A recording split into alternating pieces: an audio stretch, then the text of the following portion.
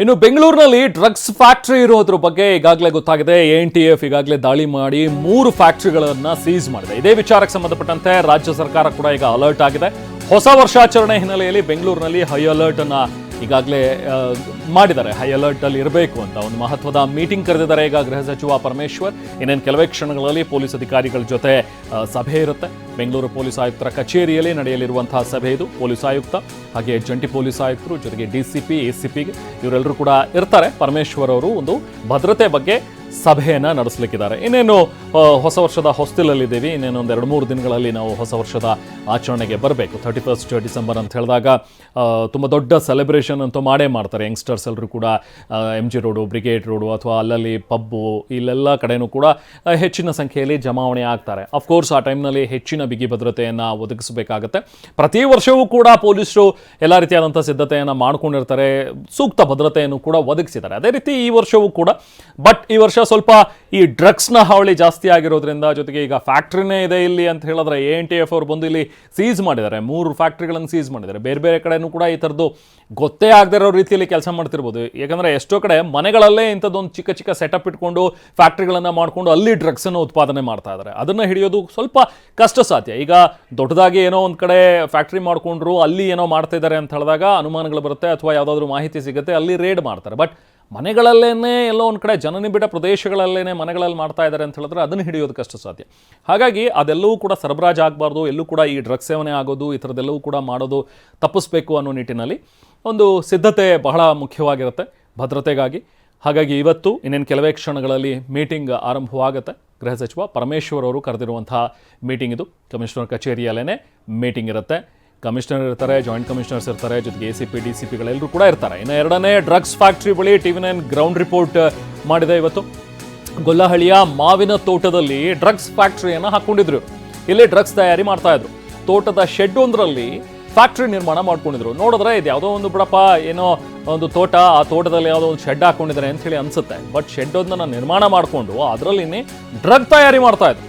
ನಿರ್ಜನ ಪ್ರದೇಶದಲ್ಲಿ ವ್ಯವಸ್ಥಿತವಾಗಿ ಒಂದು ಫ್ಯಾಕ್ಟರಿ ರೀತಿಯಲ್ಲೇ ಮಾಡ್ಕೊಂಡು ಬಿಟ್ಟಿದ್ರು. ಪ್ರತಿದಿನ ಇಲ್ಲಿಂದ ಡ್ರಗ್ಸ್ ತಯಾರಿಕೆ ಆಗ್ತಾ ಇತ್ತು. ಬರೀ ಇಲ್ಲಿ ಮಾತ್ರ ಅಲ್ಲ, ಬೇರೆ ಬೇರೆ ಹೊರ ರಾಜ್ಯಗಳಿಗೆ, ಬೇರೆ ಬೇರೆ ಕಡೆಗೆಲ್ಲವೂ ಕೂಡ ಈ ಡ್ರಗ್ಸನ್ನು ಸಪ್ಲೈ ಮಾಡ್ತಾ ಇದ್ರು ಅನ್ನುವಂಥದ್ರ ಬಗ್ಗೆನೂ ಕೂಡ ಮಾಹಿತಿ ಇದೆ.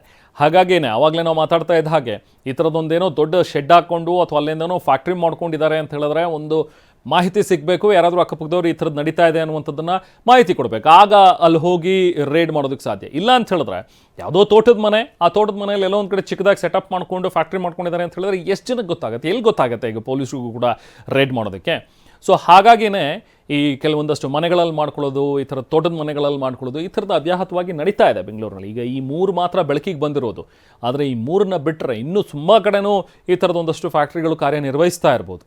ಜೊತೆಗೆ ದೇಶದ ಬೇರೆ ಬೇರೆ ಭಾಗಗಳಲ್ಲೂ ಕೂಡ, ಬೇರೆ ಬೇರೆ ರಾಜ್ಯಗಳಲ್ಲೂ ಕೂಡ ಈ ಥರದೊಂದಷ್ಟು ಫ್ಯಾಕ್ಟ್ರಿಗಳಿವೆ ಅನ್ನುವಂಥದ್ರ ಬಗ್ಗೆಯೂ ಕೂಡ ANTF ಮಾಹಿತಿಯನ್ನು ಕಲೆ ಹಾಕಿದೆ.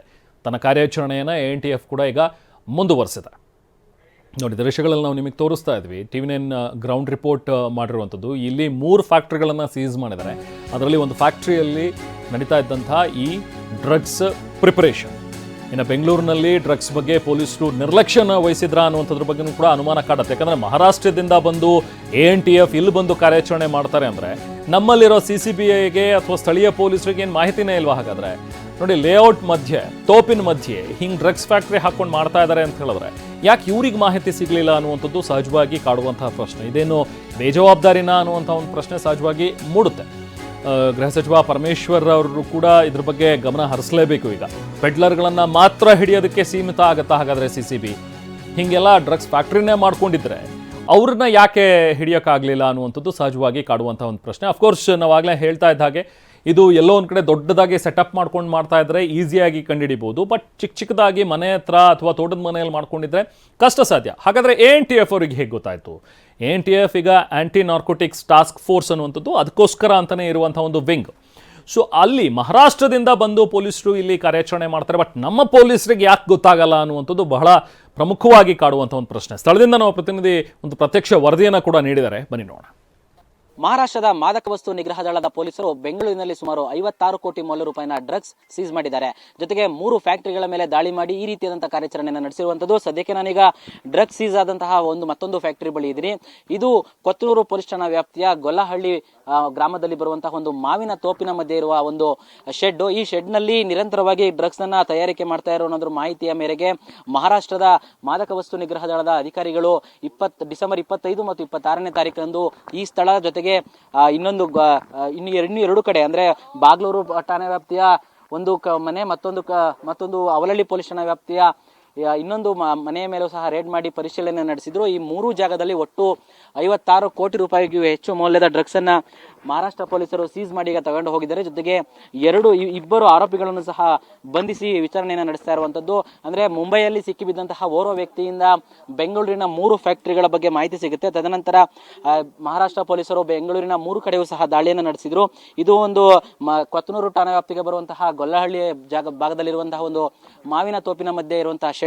ದೃಶ್ಯದಲ್ಲಿ ಗಮನಿಸಬಹುದು, ಒಳಗಡೆ ನೀವು ಒಂದಷ್ಟು ಮೆಟೀರಿಯಲ್ ಕೂಡ ಇರುವಂತದ್ದು. ಇದೆಲ್ಲವೂ ಸಹ ಡ್ರಗ್ಸ್ ತಯಾರು ಮಾಡಲಿಕ್ಕೆ ಮತ್ತು ಡ್ರಗ್ಸ್ ಅನ್ನ ಪ್ಯಾಕ್ ಮಾಡಲಿಕ್ಕೆ ಒಂದಷ್ಟು ಬಾಕ್ಸ್ ಗಳನ್ನು ಇಟ್ಕೊಂಡಿದ್ರು ಅನ್ನೋದು ದೃಶ್ಯದಲ್ಲಿ ಕಾಣಿಸ್ತಾ ಇದೆ. ಸದ್ಯಕ್ಕೆ ಪೊಲೀಸರು ಬಂದು ಸೀಸ್ ಮಾಡಿದ ನಂತರ, ಕಾರ್ಯಾಚರಣೆಯನ್ನು ನಡೆಸಿದ ನಂತರ ಈಗ ಗೇಟ್ಗೂ ಸಹ ಬೀಗವನ್ನ ಹಾಕಿ ಸೀಲ್ ಮಾಡಿರುವಂತದ್ದು. ಅಂದ್ರೆ ತನಿಖೆಯ ಭಾಗವಾಗಿ ಇನ್ನು ಯಾರು ಸಹ ಒಳಗಡೆ ಹೋಗಬಾರ್ದು, ಈ ಕಾರಣಕ್ಕಾಗಿ ಗೇಟ್ ಬಾಗಿಲಿಗೆ ಬೀಗ ಹಾಕಿ ಸೀಸ್ ಮಾಡಿದ್ದಾರೆ. ಜೊತೆಗೆ ಈ ಒಂದು ಜಾಗದ ಮಾಲೀಕರು ಯಾರು ಅನ್ನೋದ್ರ ಬಗ್ಗೆ ಸಹ ಪೊಲೀಸರು ಪರಿಶೀಲನೆ ನಡೆಸ್ತಾ ಇದ್ದಾರೆ. ಸದ್ಯಕ್ಕೆ ಮಹಾರಾಷ್ಟ್ರ ಪೊಲೀಸರು 4 ಬಂಧಿಸಿ ವಿಚಾರಣೆ ನಡೆಸುತ್ತಿದ್ದು, ಇಬ್ಬರು ಕಿಂಗ್ ಪಿನ್ಗಳಿಗಾಗಿ ಹುಡುಕಾಟವನ್ನು ನಡೆಸ್ತಾ ಇದ್ದಾರೆ. ಜೊತೆಗೆ ಬೆಂಗಳೂರಿನ ಪೊಲೀಸರು ಅಂದ್ರೆ ಸ್ಥಳೀಯ ಪೊಲೀಸರು ಜೊತೆಗೆ ಸಿಸಿಬಿ ಪೊಲೀಸರು ಕೂಡ ಈ ಒಂದು ಕಾರ್ಯಾಚರಣೆಯ ಬಗ್ಗೆ ಪರಿಶೀಲನೆಯನ್ನ ನಡೆಸ್ತಾ ಇದ್ದಾರೆ.